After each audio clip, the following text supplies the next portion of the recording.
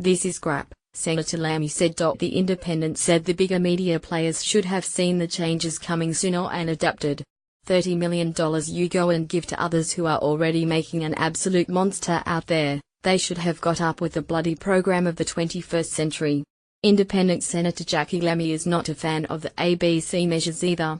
To go after the public broadcaster is a disgrace, an absolute disgrace, Senator Lamy said. You're going after and attacking our very own public broadcasters. What is that?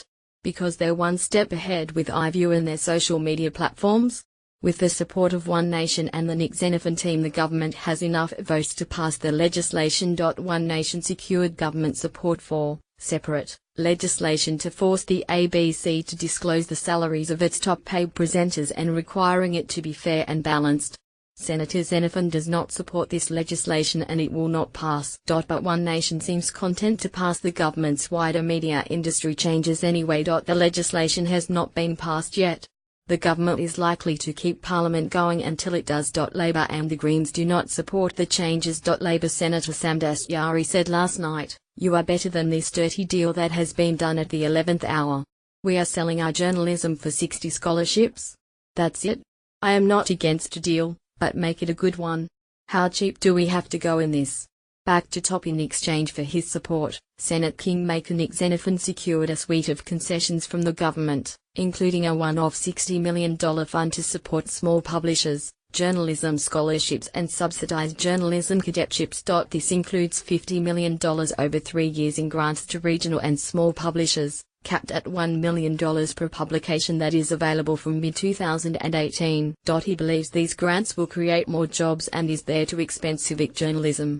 News Corp and Fairfax Media, which own many regional newspapers, are ineligible for the new funding, which will be distributed by the Australian Communications and Media Authority. There will still be some ownership controls and local content requirements. For example, a single person cannot control more than 2 radio stations or more than 1 television station in a single market, and there must be a minimum of 4 voices in regional cities and 5 in big cities. Each regional market requires 21 minutes of local content a day. Let's get onto the government's media changes. It has, finally, secured the support of the Nick Xenophon team to reshape the industry. What's going is the cross-media ownership rule, which the government says is outdated and irrelevant and prevents a single person controlling print, radio and television in a single city, and ruled no one could broadcast to 100% of the population, hence our regional-only broadcasters. It was supposed to guarantee diversity in the media but has become increasingly irrelevant since this thing's called the internet came along. Back to top. The inquiry, which was heard in camera from May through to August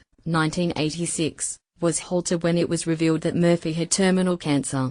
He died in October 1986, aged 64. Murphy had endured 2 earlier parliamentary inquiries and 2 criminal trials.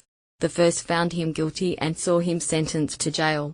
He successfully appealed and was acquitted at his second trial. Upon his acquittal, Murphy's determination to return to the High Court was not greeted enthusiastically by some of his fellow judges, who were rumored to be threatening to boycott sitting with Murphy. Facing a potential judicial crisis, the Hawke government ordered a secret inquiry to examine fresh allegations of misconduct on Murphy's part, that he had offered a bribe to federal police officer Don Thomas. Alan Robert, 80, has told Fairfax Media the private investment company, Robert International, was run by his son during the 6-year period he and his wife, Dorothy, were the company's only directors. It is a revelation that would link the Queensland MP with the IT services business, GMT Group, at a time when Stuart Robert claims to have ceased involvement in GMT. The former minister has been under fire after Fairfax Media last week revealed he had direct financial links with a company awarded millions in federal government work.